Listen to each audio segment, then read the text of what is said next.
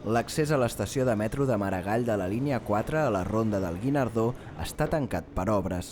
Per accedir-hi, els usuaris s'han de desplaçar fins a alguna de les boques de la parada de la línia 5, que també hi ha en aquest intercanviador. Els treballs serviran per adaptar i fer accessible per a persones amb mobilitat reduïda un dels vestíbuls de la xarxa de metro que encara no complia amb la normativa. Yo creo que era imprescindible para gente mayor, silla de ruedas, niños y personas que tienen impedimentos para andar. El salir por esta es fatal. Que se'n recordin d'aquí del Guinardó i millores pel metro i, en fi, sempre serà una cosa molt bona.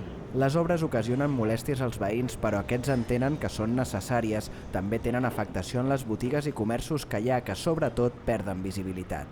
De cara al públic sí que ara està una mica més en situació més complicada, però bueno, són obres i al final és un bé per tots. Els treballs duraran 16 mesos i també comporten restriccions en el trànsit de vehicles i bicicletes que passa per aquest punt de la Ronda del Guinardó, una de les principals artèries viàries de la zona.